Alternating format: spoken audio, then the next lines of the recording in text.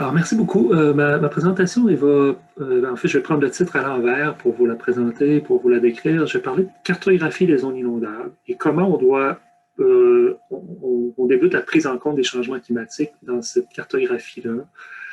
Et ça va se faire dans une perspective où ce que je vais vous présenter, c'est quelque chose qui n'est pas encore fixé, qui n'est pas encore cristallisé. Donc, je vais vous présenter un certain nombre d'éléments de réflexion qui sont en cours actuellement. Bon, Marie-Amélie a mentionné les organisations avec lesquelles je collabore et avec lesquelles je travaille. Donc, je tiens à remercier beaucoup de contributeurs qui m'ont permis de regrouper un certain nombre de diapositives ici. Puis en particulier, de tous ceux qui ont été mentionnés, j'ajoute aussi les collègues du monde universitaire qui apportent beaucoup de contributions significatives à ces travaux. Bon, voilà. Je débute avec un avant-propos qui vise quand même à rappeler que la densité, disons, d'événements ou d'impacts d'inondations qu'on a eu dans les dernières années a accentué la prise de conscience qu'il y a en fait, sur les risques d'inondation au Québec.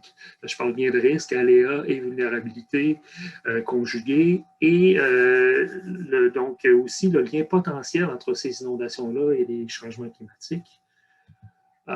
D'ailleurs, on a retrouvé dans une analyse du contenu médiatique qui a été réalisé par les collègues d'Ouranos la dernière année, le fait que en 2017 et en 2019, suivant ces événements-là, il y a eu un bon nombre d'informations dans les médias où c'était présenté comme une évidence finalement que les changements climatiques feront augmenter les inondations au Québec. Et puis on peut le voir un peu dans le graphique de gauche.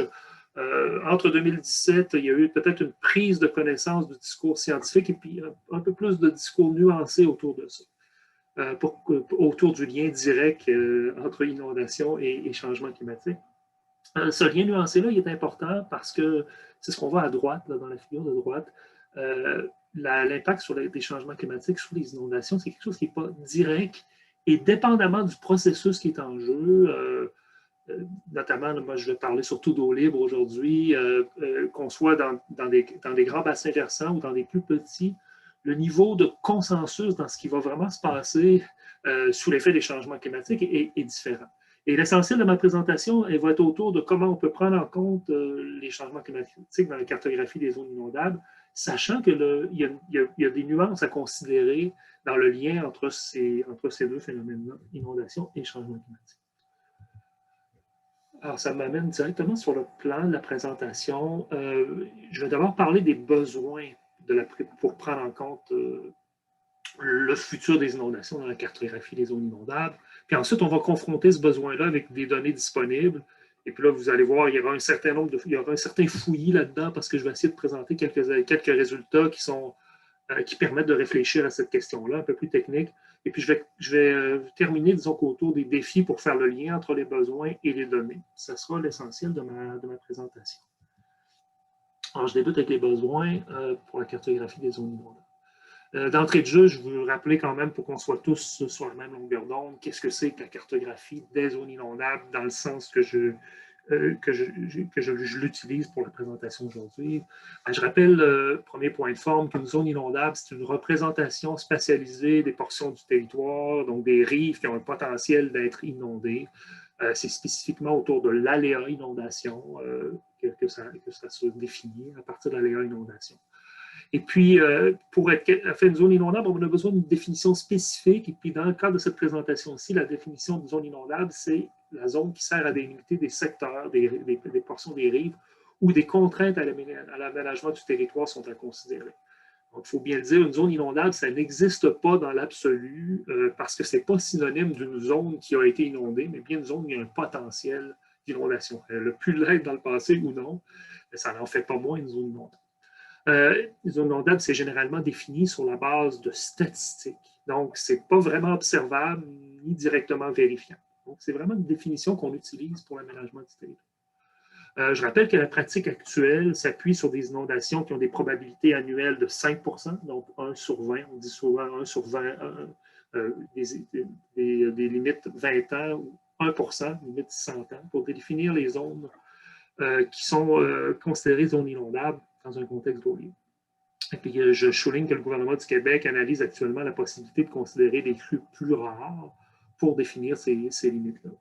C'est pas ça dont je vais vous parler directement, mais ça fait partie du grand décor qui est actuellement analysé à travers le plan de protection du territoire face aux inondations, là, qui est une vision que le gouvernement du Québec a lancé, un document que le gouvernement du Québec a lancé en avril 2020, donc il y a environ un an, dans lequel il y a 23 mesures, dont l'une qui porte sur le cadre normatif, dont je vous évoquais, là, des crues plus rares. Ça, c'est vraiment une réflexion sur le cadre normatif. Je ne suis pas la bonne personne pour vous parler de ça, mais c'est important de mentionner que ça existe. La question des zones inondables et de leur détermination, elle fait partie d'un certain nombre de mesures, dont la première mesure du guide, du plan, qui porte sur un guide méthodologique là, qui vise à adopter une méthodologie au Québec qui soit cohérente dans la cartographie des aléas d'inondation. C'est un objectif qui est une mesure qui est à remplir d'ici à la fin de l'année. Donc, vous comprenez que ce dont je vais vous parler, ça vise à remplir un peu cet objectif-là. Puis la question de guider la prise en compte des changements climatiques dans la détermination des zones inondables, c'est une question clé parmi les questions clés du travail sur ce guide. Alors, le guide, c'est un outil pour faire de la cartographie des zones inondables qui est en développement. Il faut bien comprendre que depuis l'adoption du projet de loi 67, là, le gouvernement du Québec, le ministère de l'Environnement est responsable de la cartographie. Actuellement, il y a des mandataires municipaux qui réfléchissent aussi à la cartographie, qui ont un mandat gouvernementaux. Puis globalement, à l'intérieur du gouvernement du Québec, il y a un projet d'envergure qui s'appelle InfoCru, qui est mené depuis en fait 2018, il a débuté depuis un certain temps, et qui vise à produire la cartographie des zones inondables pour l'application réglementaire en aménagement du territoire, en prenant en compte les changements climatiques. C'est dans la définition spécifique des objectifs de ce projet-là. Sur 50 bassins versants, bon, vous voyez quelques traits là, qui apparaissent, là, qui représentent environ 25 000 km de cours d'eau qui vont être analysés par ce projet-là en particulier. Et à ça s'ajoutent les mandats avec 8 mandataires municipaux, de regroupements municipaux. Donc, il y a actuellement beaucoup d'activités, donc un guide et beaucoup d'activités pour réaliser la cartographie de zones inondables. Donc, et la question des changements climatiques, évidemment, fait partie de ce décor. Alors, le besoin précisément, c'est d'être capable de considérer les changements dans les débits de crue pour une probabilité donnée. Donc, on disait, et je vais souvent utiliser cet exemple-là dans toute la présentation, la crue qui a 1% de chance chaque année de se produire. Eh bien, comment le débit qui correspond à cette probabilité-là va évoluer avec le temps.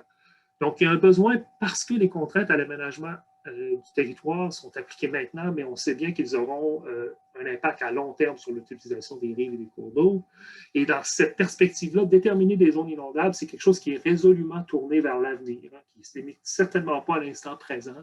Et on fait ça pour le futur, d'une certaine façon. Futur proche et futur plus loin.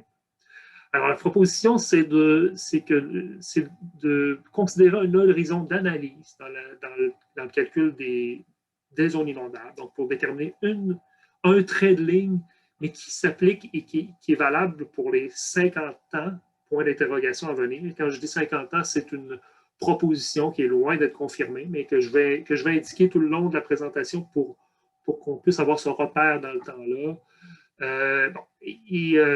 J'ajoute dans les deux derniers points de forme que c'est important de voir que cet horizon-là, que ce soit 50 ans ou quelque chose d'un peu différent, ce n'est pas lié à la capacité technique de faire l'évaluation des crues sur cette période-là, mais vraiment plutôt de répondre aux besoins spécifiques qui est celui de l'aménagement du territoire, donc d'avoir un aménagement du territoire qui est robuste maintenant et pour, disons, les 50 prochaines années. Je le répète, cela dépend du besoin d'application et non de l'offre scientifique. J'ai quelques illustrations de la même idée, là, parce que je pense que ça vaut la peine de la réévoquer de façon un peu plus visuelle.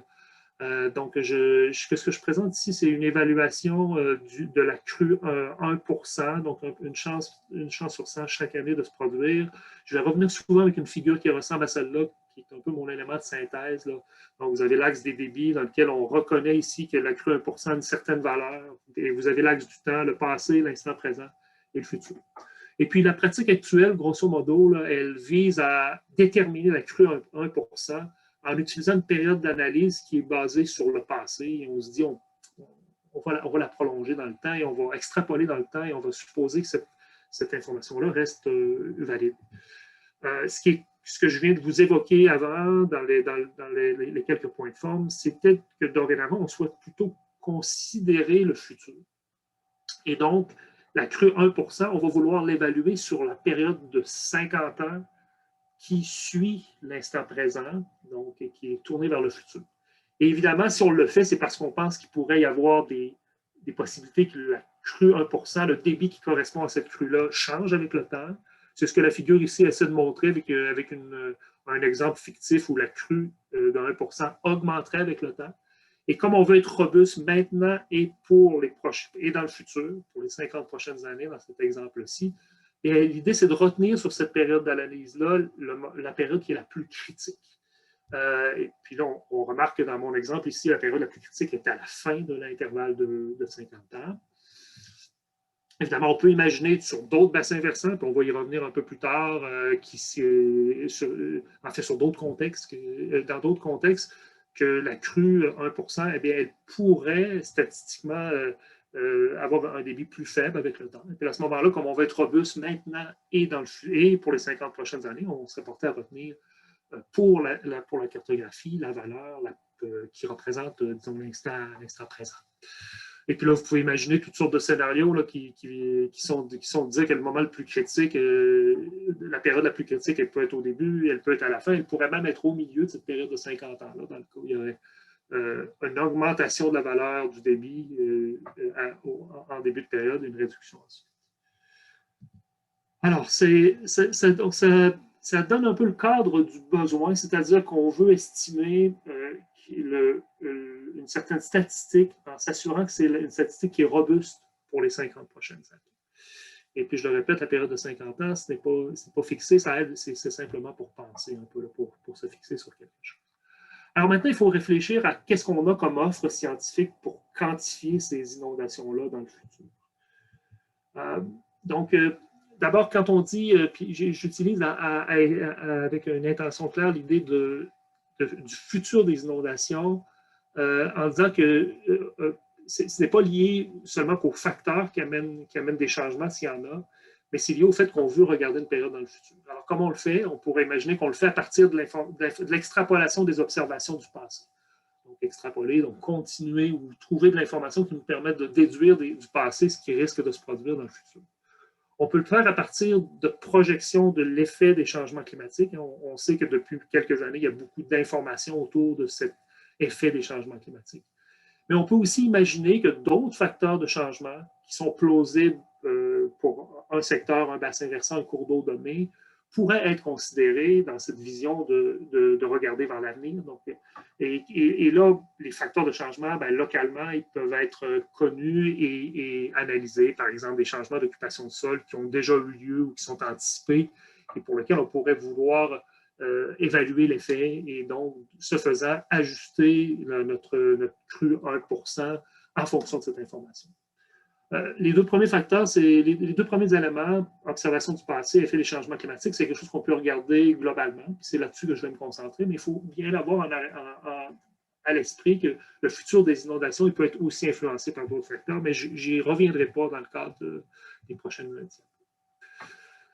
Donc, encore une fois, sur une base un peu schématique et pour qu'on puisse se structurer une sorte de vision de tout ça, d'abord, utilisation des observations. Alors, qu'est-ce que c'est? C'est un certain nombre de crues, de débit maximum annuel qu'on va obtenir à partir de stations de mesure en général et pour lequel on a la valeur du débit qui a été atteint et une certaine forme d'incertitude autour de cette valeur-là.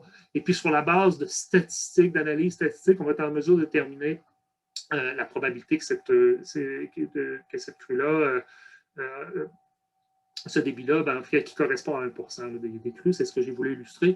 Et vous devinez que comme c'est une analyse statistique, il y a de l'incertitude autour de ça, on a aussi une forme d'incertitude autour de la crue 1 que j'ai voulu ici représenter de façon schématique avec une espèce de largeur de bande qui nous dit on ne sait pas tout à fait elle est où la crue 1 et quelque part à l'intérieur de ces deux bandes-là, avec, par exemple, une valeur centrale qui est présentée par un pointillé plus grand. Donc, on a des observations Et on peut se demander comment on les prolonge. On y reviendra. On a aussi comme information disponible des simulations hydroclimatiques.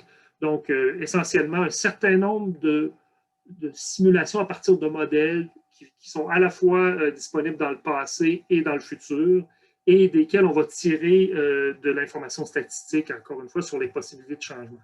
Et là, j'ai fait apparaître une boîte en rouge, là, différentes nuances de rouge. C'est simplement une façon de représenter le fait qu'avec ces informations-là hydroclimatiques, on a une certaine dispersion des crues 1% possibles. Là. Donc, dans cet exemple-ci qui est fictif, on pourrait imaginer que la valeur centrale de cette dispersion-là, de la crue 1%, ben, elle est quelque part où le trait rouge apparaît. Et puis autour de ça, ben, on a une certaine bande qui représente une certaine dispersion d'un certain nombre de scénarios. Puis globalement, selon ce qu'on regarde, on pourrait avoir toute cette largeur de bande-là de possibilités vers le futur. Tout ça, c'est schématisé, évidemment, mais j'espère que ça va aider à penser les choses un peu plus diffuses que je vais présenter ensuite. Donc, je rappelle, on a de l'information sur le passé qu'on peut vouloir projeter dans le futur et qu'il y a une certaine forme d'incertitude. Et on a de l'information sur le futur qui viennent de simulations hydroclimatiques pour laquelle on a de l'information sur la dispersion d'un certain nombre de scénarios qui ont été tournés. Là, je n'ai pas utilisé les mêmes mots, je ne sais pas si vous voyez. Dans un premier cas, on parle d'incertitude parce qu'on est capable d'évaluer de façon probabiliste où peut se retrouver notre crue 1% avec l'incertitude. Et dans le cas du futur, on parle de dispersion parce que ce qu'on a, c'est des scénarios, des possibilités, mais on n'a pas vraiment la probabilité de chacun de ces éléments, de chacune des trajectoires possibles du climat et du débit qui va. Bon, je vais revenir un peu plus loin là-dessus, mais je voulais vous présenter une représentation simplifiée qui, en réalité, dans la pratique, on peut imaginer des choses qui sont plus complexes, en fait, qui sont beaucoup plus complexes, parce que sur la période historique, on peut regarder les données de plusieurs façons. D'une façon où on réfléchit à la non-stationnarité, où il y a peut-être des ruptures, c'est ce que j'ai voulu représenter par les codes de couleurs. Et puis quand on regarde le futur, ben, souvent ce futur-là est organisé par horizon temporel. Donc, autour de 2020, de la décennie 2020, autour de la décennie 2050, de la décennie 2080, autour d'un certain nombre de scénarios de concentration de gaz à effet de serre, puis autour aussi d'ensembles climatiques qui ont des propriétés en termes de simulation. Alors, là, vous voyez, là, on rentre un peu dans le fouillis de l'information qu'il faut. Et puis, un des objectifs du guide méthodologique, c'est de se donner des repères à travers tout ça. Puis le projet InfoCru, ça va être une application, si on veut, de ce guide. Et je répète, tout ça, c'est tourné vers l'avenir et pas. Alors, je vais passer un peu, un peu plus en détail sur l'information disponible à partir de données réelles, cette fois-là. Donc, extrapolation des observations.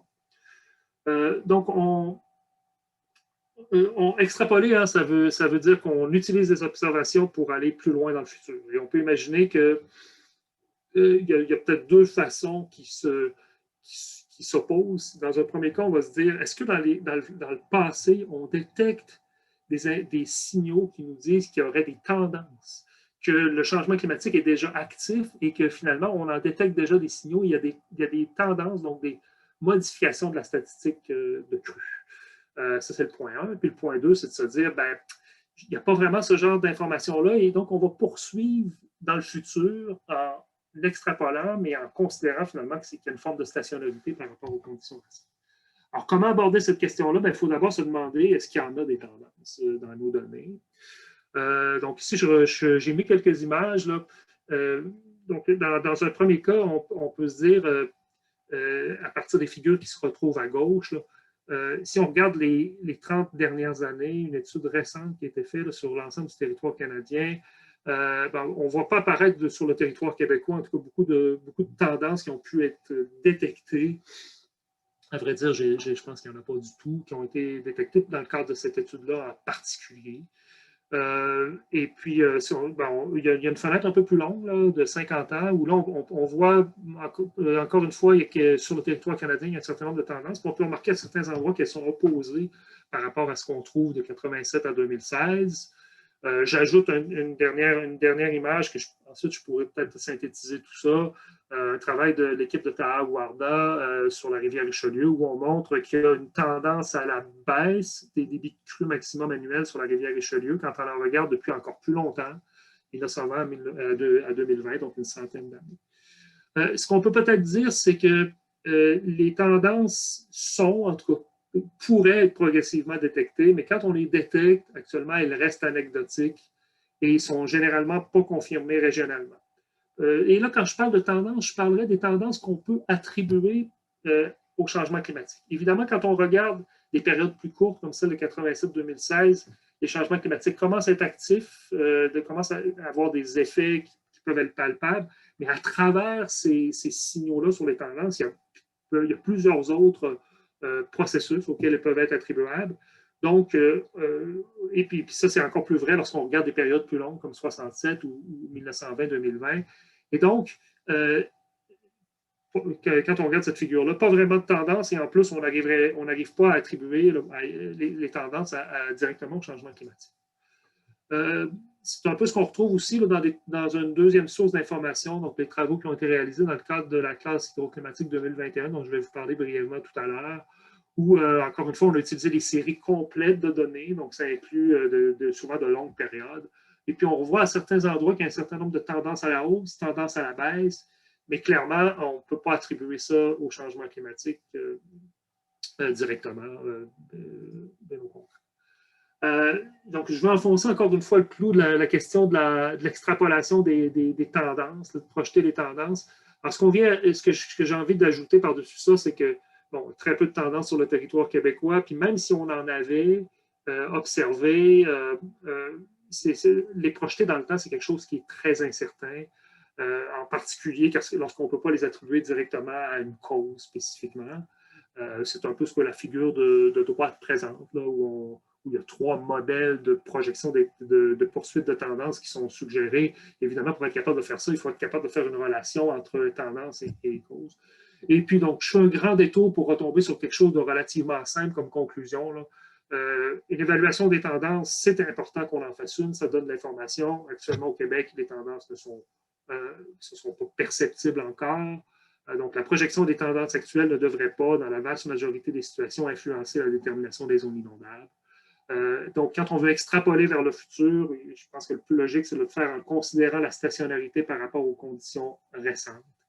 Et puis, il faut rester quand même ouvert au fait que progressivement, on pourrait voir apparaître des tendances et que ça devienne pertinent de les prolonger. Mais actuellement, ce n'est pas quelque chose qui sera suggéré et appliqué dans le cadre des activités gouvernementales.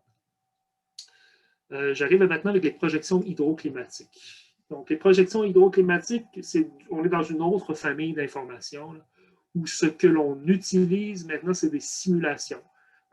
Les données observées ont un rôle à jouer, comme vous le voyez dans cette figure-là. On va s'intéresser au climat observé, mais aussi à des scénarios climatiques qui viennent des grands centres de modélisation climatique de la planète, finalement, qui vont obtenir des simulations sur le territoire québécois.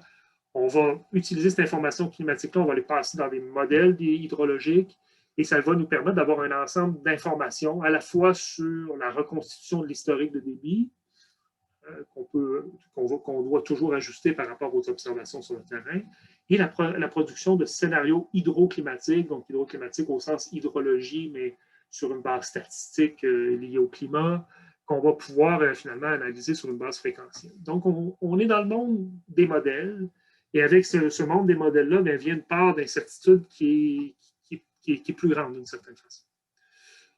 Pour plonger dans cette question-là, on va regarder quelques éléments clés de ça. La question, par exemple, de l'observation et de la projection du climat. Donc, dans la figure en haut à gauche, on parle de température sur la période de référence et puis de température qui est prolongée par des modèles à travers 2 scénarios d'émissions de gaz à effet de serre. Qui sont les scénarios les plus souvent utilisés, hein, RCP 8.5, donc augmentation plus forte, RCP 4.5, un peu moins forte.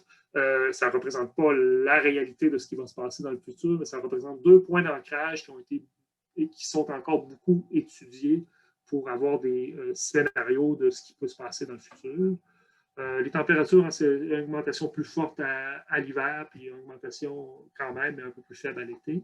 Et puis en bas, ce que vous voyez, c'est la précipitation totale. Et dans le cas de la précipitation, on remarque des projections dans le futur qui se distinguent un peu moins de la période de référence. On est plus proche de la variabilité de la période de référence.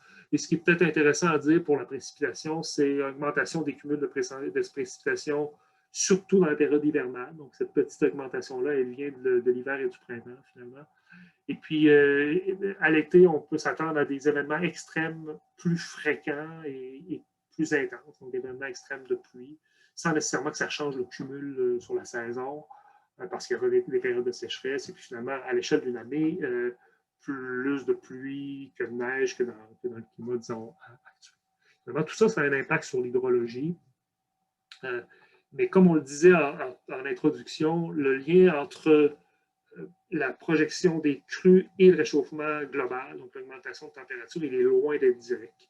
D'abord parce que la genèse des crues, ben, elle est influencée par plusieurs processus physiques qui agissent simultanément. Donc, plus de précipes, d'accord, mais il fait plus chaud, ça veut dire plus d'évapotranspiration, des sols où il y a moins d'eau. Donc, dans un cas, on augmente les risques d'inondation, dans l'autre, on le diminue. Et tout cet équilibre de combinaison-là, ben, il doit être évalué parce qu'il y a vraiment un combat de ces processus-là qui est assez égal d'une certaine façon, et ça dépend vraiment des bassins versants pour voir dans quel cas ce sera l'un des processus qui avancera sur l'autre. Il y a une complexité supplémentaire qui vient du fait que les processus qui mènent au creux maximal dépendent des bassins versants, notamment de l'échelle spatiale et temporelle de ces bassins-là. Ça, c'est quelque chose qui va revenir plus loin, donc je vais l'évoquer avec une certaine précision. Pluie intense et courte, ben, ça va affecter les petits bassins versants qui peuvent être couverts au complet par ces pluies-là et donc qui vont réagir, et c'est là qu'ils vont donner leurs crues les plus fortes à l'échelle annuelle. Ce n'est pas une fonte de neige sur un petit bassin qui crée la crue la plus forte, c'est vraiment la pluie intense. Mais lorsqu'on augmente l'échelle et on passe vers des plus grands bassins versants qui prennent des jours, voire des semaines à réagir et à fournir une crue, bien là, on est dans le cumul d'événements. Et puis, très souvent, c'est avec des événements de pluie, en même temps qu'il y a de la fonte de neige au printemps, que les crues maximales vont arriver. Alors, on devine que si les crues maximales n'arrivent pas dans la même saison et que ce n'est pas les mêmes processus qui sont en jeu, on peut imaginer que les changements climatiques vont modifier différemment l'intensité des crues selon les bassins. Et ça va aussi modifier un peu la clarté du signal et le niveau de consensus de ce que les changements climatiques vont faire sur les inondations. Donc, je vais illustrer ça à travers, disons, 3 exemples. Petit bassin versant pour le sud du Québec. Ensuite, je vais présenter un grand bassin, puis ensuite la classe hydroclimatique qui couvre, disons, un spectre plus intermédiaire de bassins versants. Alors ici, j'ai réutilisé un travail de l'équipe d'Alain Maillot à l'INRS, dans lequel je ne vais pas entrer dans les détails parce que je ne les maîtrise pas. Mais ce qu'on voit sur la figure, c'est les petits bassins versants, donc qui sont liés au fait que augmenter l'intensité des pluies, ça augmente directement l'intensité de la crue, parce que les pluies couvrent complètement le bassin versant, et puis on a un lien direct entre pluie et débit. Alors, on parle souvent de bassins versants de 25 à 50 km² et moins. Hein. Et puis, bon, ce qu'on voit sur la figure, c'est que pour une période future, là, donc une représentation un peu plus complexe que ce que j'ai voulu présenter au début, mais de 2030 à, mettons, 2070 pour notre période de 50 ans, la variation relative, donc l'augmentation relative des débits par rapport à une période de référence, 90-2020, ben, elle se situe quelque part entre, mettons, 10 à 15 % et puis 20, même peut-être 25-30 % d'augmentation. Donc, on remarque dans le cas des petits bassins versants du sud du Québec qu'il y a certainement une dispersion dans les résultats possibles, mais que c'est un signal qui est clair face et qu'il y a une augmentation. Donc, on pourrait se dire du plan de cartographie des zones inondables sur ces petits bassins-là, versants, on a quand même des indices forts comme quoi ça vaudrait la peine d'augmenter les valeurs par rapport à la période de référence parce que le signal, il est clair. À l'inverse, je vous présente ici un exemple d'un grand bassin versant, donc le bassin versant de la rivière Richelieu, qui est un bassin transfrontalier, et des travaux de Philippe Lucas-Piché et collaborateurs dans le cadre du projet de la Commission mixte internationale, où on a regardé, je ne suis pas rentré dans ce détail-là dans le cadre du travail d'Alain Maillot, je ne rentrerai pas trop dans le détail ici, mais on a regardé un certain nombre d'ensembles climatiques qui ont des caractéristiques en termes de résolution spatiale et et caractéristiques aussi en termes de scénario de concentration de gaz à effet de serre. Et puis, quand on regarde ces simulations-là, présentées sous une autre forme, je m'en excuse, mais on va sauter d'une forme à l'autre. Donc, on voit avec le temps que les crues maximales annuelles, quand on essaie de deviner un peu les tendances là-dedans, elles semblent être stables ou légèrement à la baisse. Stable ou légèrement à la baisse, c'est le cas pour les 3 figures qu'on présente, un peu plus à la baisse dans le cadre d'un des ensembles, le 3e, celui qui apparaît en bas. Alors, ce que ça nous dit, ça, c'est que les grands bassins versants qui prennent du temps à réagir, comme la neige apparaît, disparaît, est moins présente sur le bassin versant, on se retrouve avec des contextes qui fait que c'est plus ou moins, c'est un peu moins peut-être favorable de faire des grosses, statistiquement d'avoir des grosses crues. Mais malgré ça, quand on regarde la variabilité, bon, on remarque qu'il y a encore un potentiel à avoir des inondations importantes dans le futur. Simplement que statistiquement, tout ça semble vouloir baisser. Donc, gros bassin versant, un signal qui est moins clair et beaucoup moins consensuel que pour les petits bassins versants. Je vais maintenant du côté de la classe hydroclimatique qui couvre un spectre de bassins très nombreux, qui vont de certains grands bassins à certains petits, mais on est quand même dans une gamme qui est, disons, en général à l'intérieur de ce qu'on a vu sur le Richelieu, puis ce qu'on disait tout à l'heure avec 25 à 50 km carrés. Donc, on va le voir plus loin, on a quelques résultats de ça. Je le présente aussi à travers le fait que c'est une occasion de vous parler, d'augmenter la complexité qui est déjà assez grande, mais d'augmenter la complexité de la réflexion en parlant du fait que la classe hydroclimatique, c'est un produit avec des versions et donc une évolution de l'information avec le temps. Et donc là, je vais vous présenter une diapo plus loin où je vais vous présenter des résultats de la version 2020, de la 2021 de la classe qui est en finalisation, qui n'est pas encore diffusée. Mais qui est une progression et qui montre des changements d'une certaine façon par rapport aux versions précédentes. C'est un peu ici ce que je veux mettre en évidence, puis je ne pense pas que les détails soient ce qui est le plus important, mais par rapport à 2018, la classe qui a été diffusée en 2018, on a ajouté des variantes de simulation hydrologique, donc plus d'implantation du modèle hydrologique. On a amélioré certains éléments de post-traitement. On a ajouté des scénarios climatiques à plus haute résolution. Vous avez vu dans la figure précédemment, Cordex et Climax, ils ont été ajoutés à la classe. Et puis, on a fait aussi des analyses qui sont plus proches des besoins de la cartographie des zones inondables. Tout ça, ça fait qu'on a une information qui, par rapport à 2018, est plus détaillée, mais ça montre quand même qu'il y a un processus d'ajustement et de compilation d'informations qui est en mouvement et que l'information n'est pas, j'ai envie de dire, n'est pas stable, ou du moins qu'elle est en progression. Et donc, elle change de la classe à l'autre. Alors, ici, je vous présente un résultat préliminaire, mais en fait, pour rester dans la même lignée que petit bassin versant, grand bassin versant, voici des résultats d'augmentation potentielle des débits pour l'horizon 2041-2070 qui proviennent de résultats préliminaires de la classe 2021. Alors, encore une fois, une autre forme de représentation des mêmes idées. Donc, valeur médiane, si on se rappelle notre boîte rouge de tout à l'heure, l'espèce de ligne centrale, où on remarque que sur le territoire du Québec, pour ce scénario-là, il y a un certain nombre il y a une partie du territoire pour laquelle les augmentations sont faibles, même très faibles, et d'autres portions du territoire, notamment lorsqu'on va vers des bassins qui sont plus réactifs, mais pas seulement. Donc, on se retrouve avec des augmentations qui vont peut-être jusqu'à 10, même 15 %, même un petit peu plus sur le territoire. Et puis, quand on regarde la dispersion de ces résultats-là, ben, ce qu'on remarque, c'est qu'il y a un certain nombre de résultats qui se confirment et qu'on retrouve dans plusieurs simulations. Donc, je vous rappelle qu'il y a au-dessus de 1000 simulations qui sont analysées. Et puis, dans le cadre de cette figure-là que je vous présente, il y a au moins 66 % des simulations, donc des 1000 simulations, au moins 660 simulations, qui confirment qu'il y aurait une augmentation. Et c'est le cas où l'augmentation est la plus intense, là, scénario RCP 8.5 2070. Dans la poursuite de cette idée que l'information n'est pas définitive et elle est en progression, mais je parle de la classe 2021, mais il y a d'autres versions qui sont en réflexion, et notamment dans le cadre du travail avec Ouranos, qui vise à soutenir le travail du projet InfoCru. Alors, je ne vais pas vous mentionner dans le détail tous ces projets de recherche-là qui ont lieu actuellement, simplement vous dire qu'il y a des activités sur le climat, il y a des activités sur l'augmentation du nombre de modèles hydrologiques pour plus de variété, une plus grande diversité d'informations.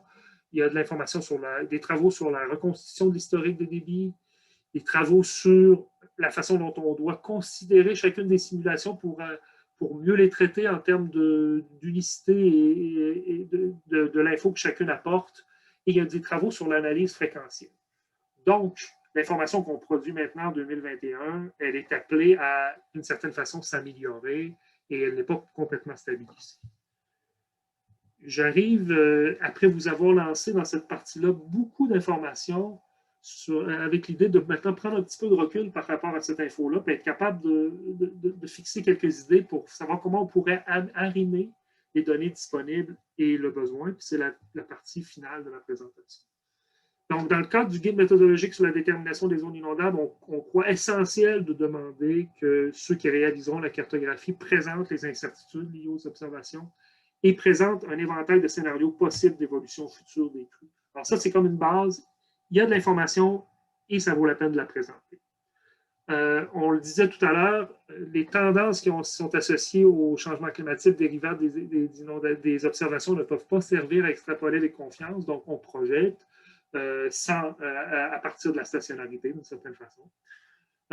Mais bon, ensuite, quand on pense à la partie changement climatique, là, on a la complexité que les impacts sont variables selon les cours d'eau. Sur les petits bassins versants, par exemple, les signaux sont clairs, sur d'autres, elles ne le sont pas. Donc, il faut avoir une façon de tenir compte de ces impacts variables, en rappelant que des projections hydroclimatiques, c'est quelque chose qui n'est pas vérifiable, en tout cas qui ne le sera pas tant qu'on n'aura pas pu, peut-être en 2040, 2050, détecter des signaux, des tendances claires et pouvoir se demander est-ce que nos modèles sont bons pour les reproduire, ces signaux. Donc, je reviens, puis j'essaie de le faire à nouveau en prenant une certaine forme de recul. Alors, comment peut-on guider le choix final pour le débit de crue qui représentera, disons, les 50 prochaines années et qui sera cartographié pour déterminer les zones inondables? D'abord, on peut se dire, on a de l'information qui découle des observations, cette information-là a une certaine robustesse.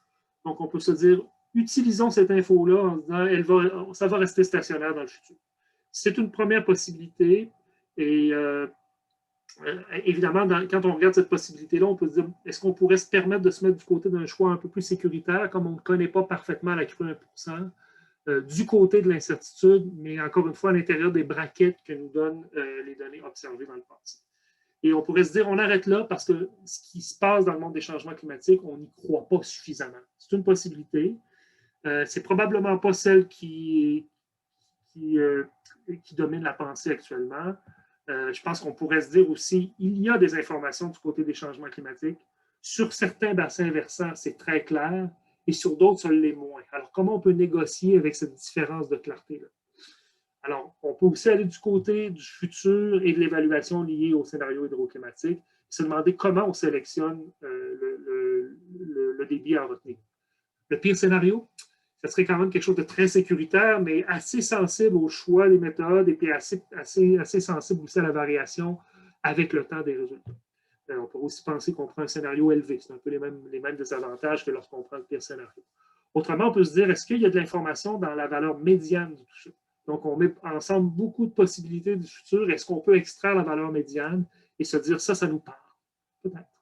Et finalement, une autre idée, c'est celle, est-ce qu'on peut se dire, à partir d'un certain consensus, c'est-à-dire à partir du moment où il y a un certain nombre de scénarios, le GIEC, des fois, parle de 66% pour dire c'est probable, ou 90% pour dire c'est très probable. Lorsqu'on a un certain consensus, est-ce qu'on peut se dire là, c'est suffisamment robuste pour dire qu'on applique cette information-là? Et puis, comme je vous le disais à la fin, la question qu'il faut se poser, c'est si sur une période comme ça, on a des valeurs au début de la période et à la fin, ben, en général, il faut retenir la période la plus forte. Encore là, encore faut-il être capable de reconnaître qu'est-ce qui représente ces deux périodes-là. Donc, je suis près de la conclusion. Je veux quand même souligner que d'ici à la fin de 2021, on va devoir faire notre nid là-dedans. Il y a un certain nombre de discussions, consultations qui sont en cours. Et peut-être deux idées qui sortent un peu plus fortes que les autres, mais qui sont loin d'être confirmées. C'est que de ne pas tenir compte de l'info disponible sur les changements climatiques, ça serait considéré pas comme une pratique responsable. Donc, il faut en tenir compte d'une certaine façon, en étant capable de nuancer cette information-là sur la qualité, la confiance qu'on en a. Et le concept de consensus apparaît comme un concept intéressant à explorer, car il pourrait augmenter la robustesse de la décision en se disant si une valeur est confirmée plusieurs fois, on a des raisons de croire que l'information en changement climatique elle est plus robuste et plus facile à utiliser. Synthèse et conclusion. En une diapo, j'essaie de résumer dans les grandes lignes ce qui a été dit. Je rappelle que les inondations récentes ont accentué la prise de conscience des liens potentiels entre inondations et changement climatique. Prendre en compte le futur des inondations sur un horizon déterminé. On a évoqué ici 50 ans, mais ce n'est pas quelque chose qui est fixé, c'est juste une première idée. Est un besoin de la cartographie des zones inondables en support à l'aménagement du territoire. Donc, on est vraiment du côté du besoin. Il existe des données scientifiques pour répondre à ce besoin-là, qui permettent d'estimer comment les statistiques de crues pourraient évoluer dans le futur sous l'effet des changements climatiques. Ces données contiennent des informations qui semblent utilisables, mais qui incluent quand même une part d'incertitude, d'inconnu, de non-stabilité avec le temps. Et donc, cette information-là, c'est important de voir le niveau de consensus qu'elle a pour chacun des bassins versants et puis de réfléchir vraiment à cette échelle-là. Et puis, je le répète, guider le choix d'une valeur finale, c'est là où on est rendu. Donc, choix d'une valeur finale dans le contexte de ces informations-là incertaines. Et puis, c'est un des défis qu'il faut relever dans le cadre des initiatives qui sont en cours au Québec pour travailler sur les zones inondables. Ça complète notre présentation.